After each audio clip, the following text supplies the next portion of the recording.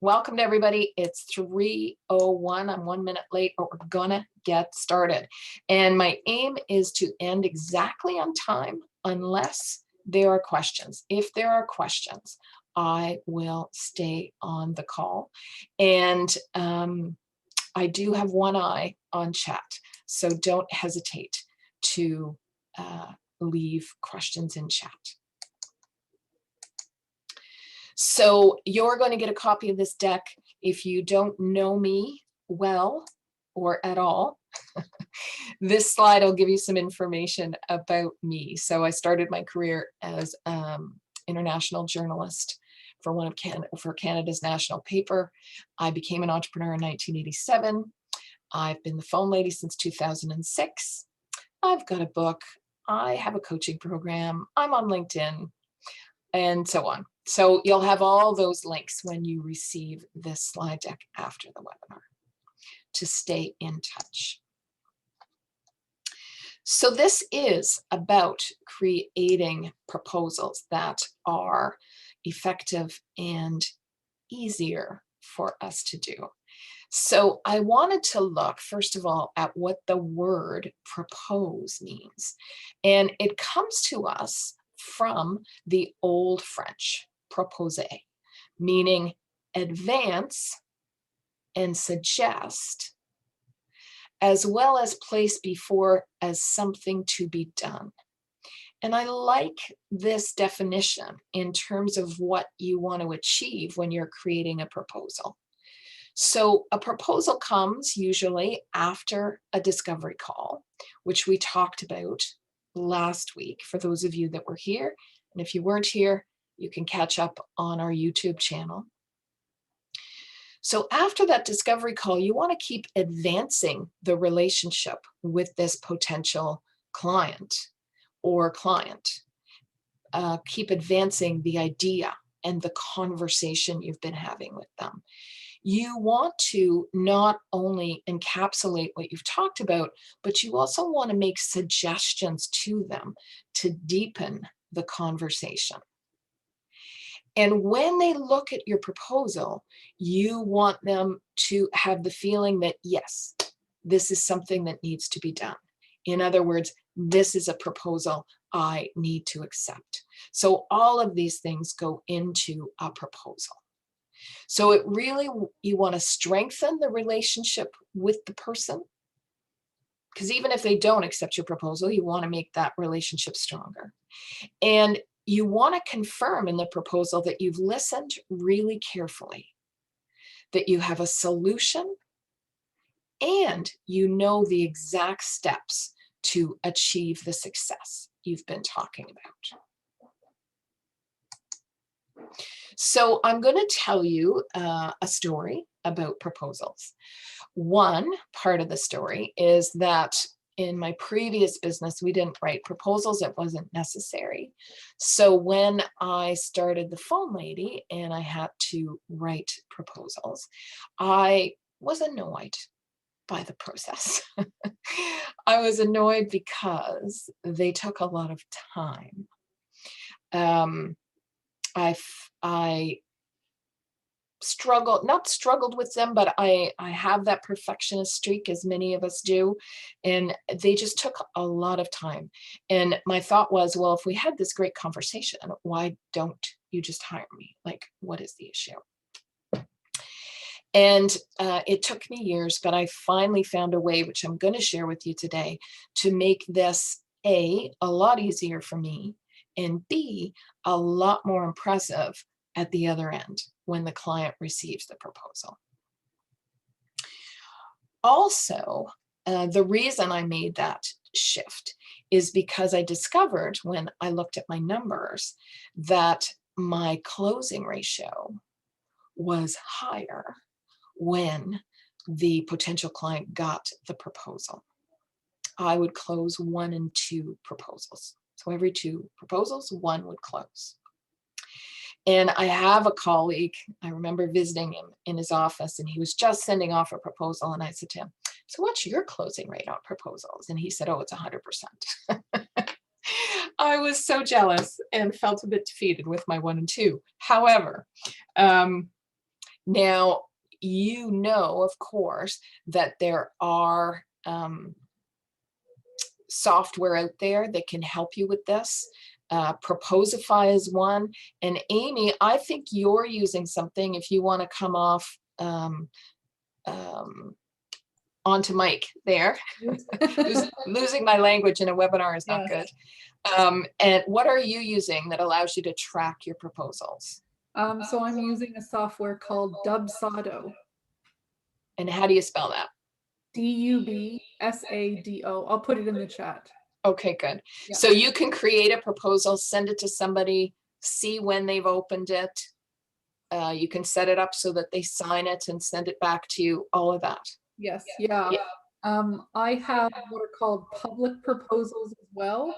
So you can go onto my website, and if you're interested in a certain branding package, let's say, you can click Let's Get Started, and it shows you all of the pieces to that proposal. And if you're happy, you can just sign up. It takes you straight to the contract, straight to the invoice, and we're rocking and rolling. Okay, so put that information in chat. Yeah. That's great, thank you. And so I'm going to include some polls here for everybody. So here's the first question that I want to ask of everybody. So are you already creating and sending proposals to potential clients? So it's a strict yes or no, easy kind of poll for us to do, and we'll see where we get to in terms of percentages. Thanks everybody for voting. So cool. I do like the polling part of this. So some people will be on their phone, and that's fine. I'm going to end that poll now, and I'm going to share the results. So 74% of you on this call are already taking the time to send proposals. So that's great. Okay, so I have another question here for you. I just have to figure out how to get to my next poll. I think I'm going to click here. No. Let me see. Oh, I think I have to stop sharing results. That's what I did wrong. Okay. So here's my next question that I'm launching. Are you satisfied with your current proposals? For example, how long they take, how they look, the information they contain, etc. If you want to give that a quick answer, and we'll see where we get with that. Okay, great. This is interesting. So we've got 3 people that are satisfied with their current proposal. So those 3 people, I'm pretty sure one of them's Amy, but maybe not, should, you know, feel. I can't vote. Oh. Hosts and panelists can't vote. Okay, so those 3 people that are satisfied, I hope that you will share some information during our half hour together, you know, because that's something everybody would want to know about why you're satisfied. So that's great.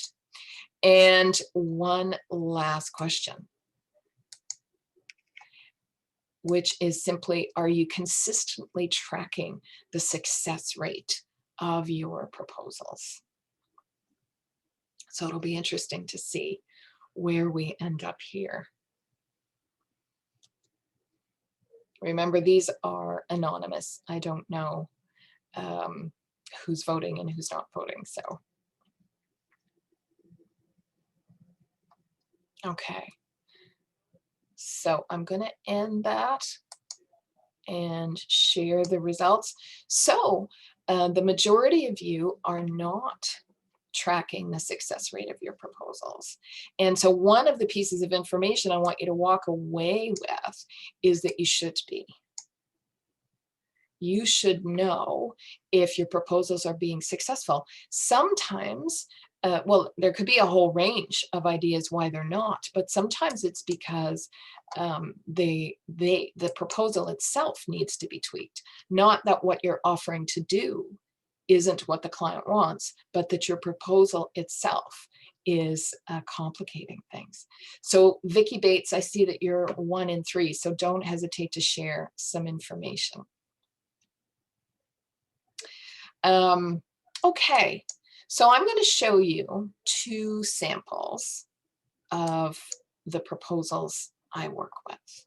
And the idea here is just to give you ideas. What creative and time-saving ideas are valuable to you from this proposal I'm sharing with you? So what I did was I approached a colleague to create for me in Google a document that I could cut and paste easily to have a good looking proposal that I could send out either as a PDF or as a slide deck, because some of my clients are large enough that there's a boardroom meeting where they share the proposal. So in some cases, it's been valuable to me to be able to send it out as a slide deck instead. So first of all, there's a cover page. And the cover page is very specific in making sure I have the person's name right, their title right, and their company right, as well as a descriptor of what we've talked about.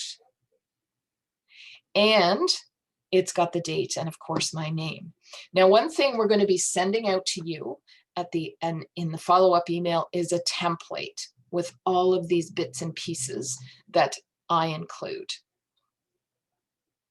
So Vicky Bates is saying that she always starts with an overview of the client business. Then I outline the client needs.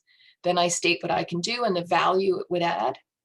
That leads to the ROI, then the investment options. Oh, I like that phrase. And end with why hire you. Okay, good. Thanks for sharing that, Vicky.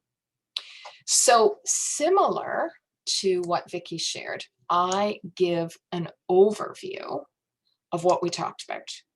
So I won't read this whole thing, but Jane Black has talked to me. She's investigating. So I use that word. She's investigating, working with me to create and deliver training to staff that will revisit some long-standing customer service skills, introduce today's most effective techniques, and allow staff to be confident in consistently upselling products and services. Training needs to be planned around business hours. 2 one-hour morning workshops are recommended in order to create the highest level of participation and retention. This is simply a summary of what we already spoke about. Okay. At the bottom, I start making my promises already in the overview. Skills delivered will consistently increase revenue for ABC Company Limited. That's how I end the overview, with my commitment. Then I get into the details. So I talk about how I'm going to customize the training. In this case, I am going to listen to calls, which I do for a lot of clients. And I let them know that we're going to sign an NDA as part of that process. I give them some options for how to record those calls if they don't know how, and I give them the cost. Then I talk about delivering the training. Now this page I can alter. Right now I have it set up as 2 columns, but if it was even simpler proposal, I could just make it 1 full page. I don't have to have the columns. I can multiply this page. So in more complicated proposals, I might have 2 pages and 4 columns, right? So this makes it really, really easy for me to give the detailed information. Catherine, you have put through a question let me see. So do you want to, I'm going to allow you to talk, Catherine. Go ahead with your question. Hi, Mary Jane. I love this. Do you have a specific program that allows you to change the number of columns, etc.? No, because it's simply a Word document that I'm working with that I can then save as either a PDF or the PowerPoint. So I have the ability while I'm creating it to move things around. I shouldn't say it's not a Word document. It is a PowerPoint document, but in Google. So it's Okay. Google Slides. And so I can alter it any way I want and then save it as the PDF or the slide deck. Okay, thank you. Yeah, no problem. Great question. Okay, so then now I'm done. That was it. Those were the only things I needed to change. Then I have this page ready to go. It's the values of my company. Here's my bio ready to go. And here are my testimonials. Now, what I used to do was I had one page of testimonials that was about customer service and one page that was about sales. And I would adjust based on the, you know, what I was presenting, whether I was presenting customer service training or sales training. Now I include them both. I don't even worry about changing that around. So that's it.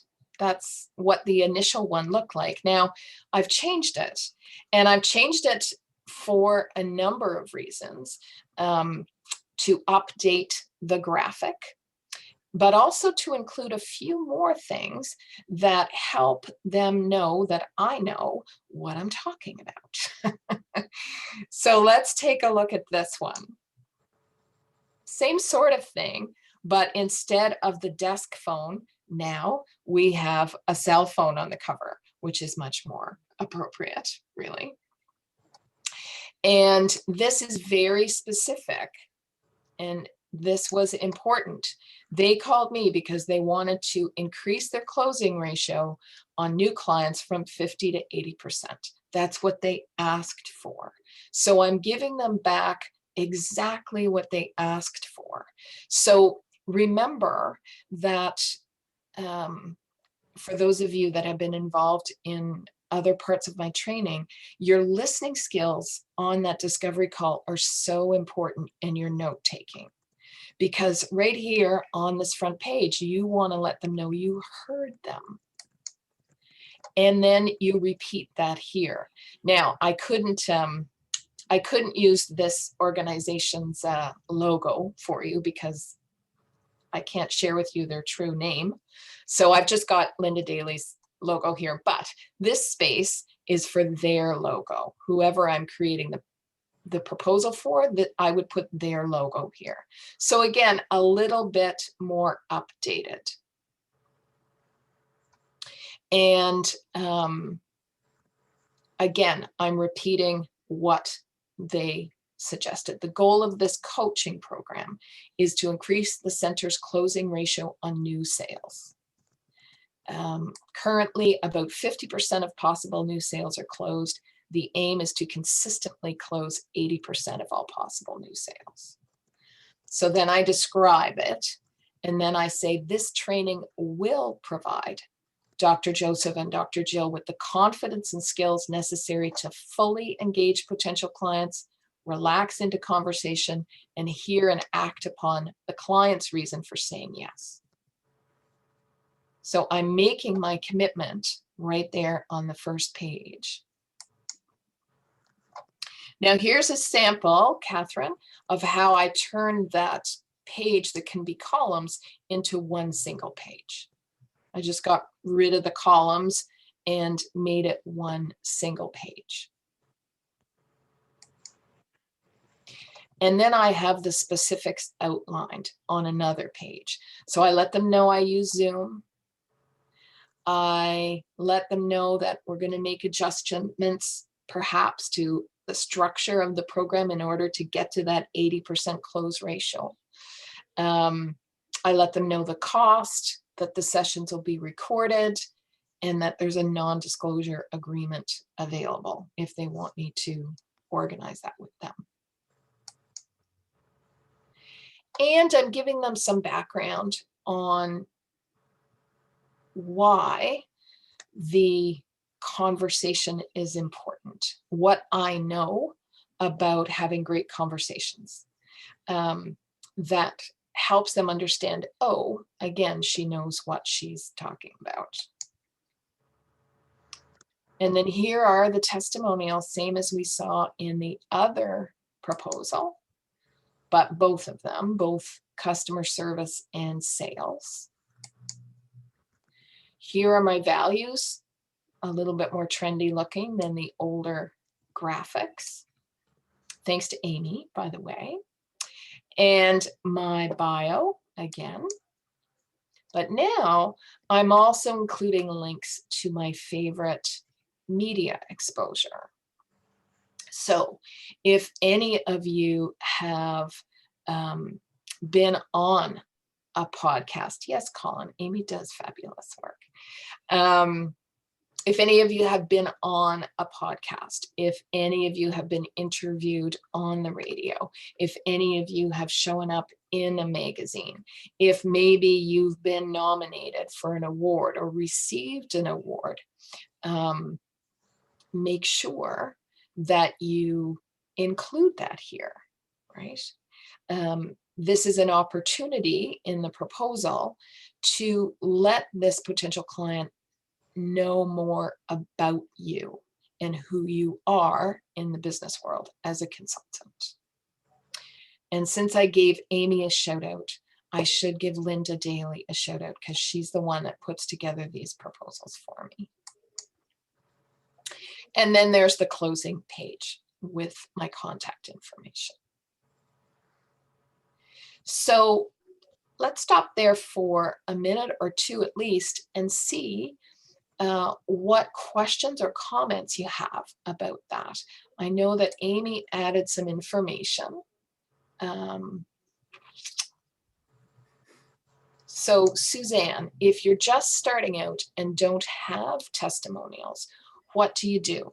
Well, fair enough. I mean, when we start out, we don't have testimonials, but I want to share with you a little tip about getting testimonials throughout the life of your company. So one of the challenges with receiving testimonials is we can ask a client for a testimonial, and Vicki Bates can testify that this is true.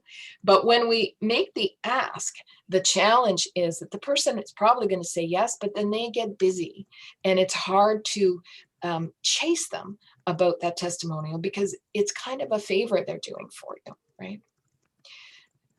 But it's not on their priority list. They know they want to do it, but it keeps sliding off their priority list. So one of the things I recommend is in conversation with that client, as soon as they say that wonderful thing about your work, you say, wow, that's great. May I put that in writing and use it as a testimonial? I'll send it to you for approval first. So you write out what you heard them say, you email it to them to approve or to edit. And normally they send it right back. And I've had people improve what I've written to them. They've added to it and made it even better. The other thing you can do is you can send a follow-up form to get feedback on how the project went.